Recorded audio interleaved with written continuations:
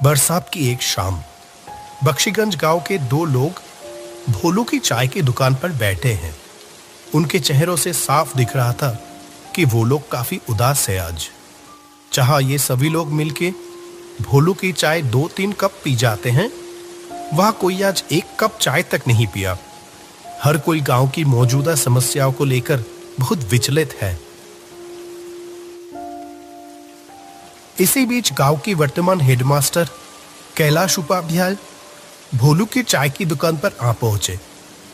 अरे रामलाल, माधव, तुम लोग यहाँ इतना उदास होकर क्यों बैठे हुए हो? मुझे इस गांव में आए हुए इतने दिन हो गए, मैंने तो कभी तुम लोगों को इतना परेशान नहीं देखा। हमेशा हंसते मुस्कुराते हुए ही देखा है, लेकिन आज अचानक क्या हुआ? आइए मास्टर जी, बैठिए। आपकी चाय तैयार है मास्टर जी। मुझे पता था आप थोड़ी देर में यहाँ आ जाओगे। हाँ हाँ बोलू, आज अपनी वो अदरक वाली चाय पिलाना मुझे, ठीक है? बहुत देर से सर दर्द कर रहा है। और हाँ, तुम लोग बताए नहीं कि हुआ क्या है, इतने उदास क्यों हो? असल में क्या है ना मास्टर जी, हम सभी लोगों का आज मन बहुत उदास है। क्यों? क्या हुआ? इतने खूबसूरत गांव के लोगों के साथ घुलने मिलने से किसी का भी मन बेहतर हो जाएगा, लेकिन उन्हीं लोगों को आज अचानक क्या हुआ? आप तो जानते ही हो मास्टर जी कि हमारे गांव में कोई अस्पताल नहीं था। कोई भी बीमार होता था तो उसको 2 गांव पार 10 मील दूर जाना पड़ता था। अस्पताल पहुंचने से पहले ही तो कितनों की मौत हो गई। इसीलिए हम सभी मिलके अपने पैसे बचा के इस गांव में एक अस्पताल बनवाया। लेकिन क्या? हमारी सारी बचत खत्म हो गई। अस्पताल तो तैयार है, पर बिस्तर तो खरीदना बाकी रह गए। हमारे पास तो और पैसे नहीं बचे। अब क्या होगा? ओह, ऐसी बात है। मेरे पास कुछ पैसे तो थे, पर वो तो मेरी बेटी की शादी में खर्च हो गए हैं। लेकिन हाँ, इच्छापुर गांव में मेरी पुश्तैनी जमीन है एक। अगर उसे बेच दिया तो जो पैसा आएगा, उम्मीद है उससे अस्पताल का बेड हो जाएगा। क्या कहते हो?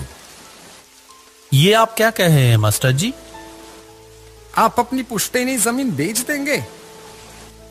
मेरे तो बस ये 1 साल की नौकरी बची है। मैंने तो मन बना लिया, जो प्यार यहां मिल रहा है, मैं तो बाकी की जिंदगी यही गुजारूंगा तुम लोगों के साथ। क्यों, नहीं रखोगे क्या? वैसे भी ये तो बड़ा ही पुण्य का काम है। भगवान ऐसे अवसर बार बार नहीं देते। रामलाल, माधव और भोलू की आंखों में जैसे आंसू आ गया हो। तीनों ने हाथ जोड़कर कैलाश मास्टर का शुक्रिया अदा किया। अरे अरे, ये क्या कर रहे हो? अच्छा सुनो, हम लोग कल ही निकल जाएंगे।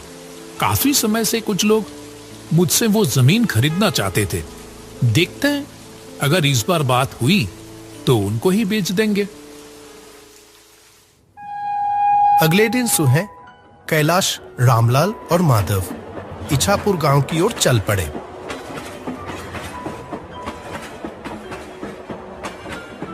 जब वह ट्रेन में थे, बाहर बहुत जोर से बारिश हो रही थी।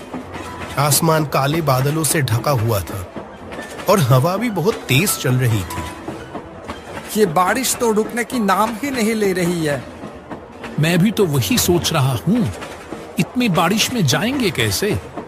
वहां एक नदी भी तो पार करनी होगी। आपका गांव क्या स्टेशन से बहुत दूर है?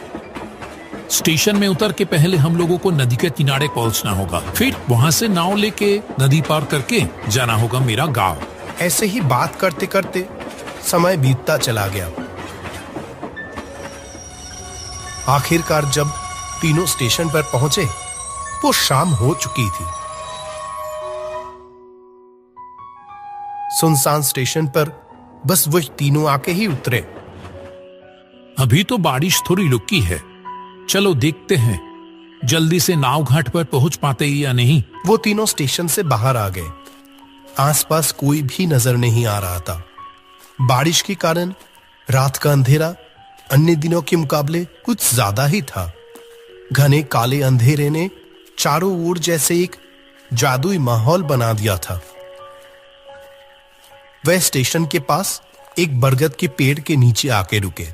यही पर रिक्शा मिलता था। आज तो एक भी रिक्शा नहीं दिखाई दे रहा। इतनी बारिश की मौसम में क्या ही मिलेगा। किसी ने तो उम्मीद भी नहीं की होगी कि इतनी बरसात की रात में भी कोई आखिरी ट्रेन से यहां आ भी सकता है। अब क्या किया जाए? चलो पैदल ही चलते हैं। मुझे तो कोई और रास्ता दिखाई ही नहीं दे रहा।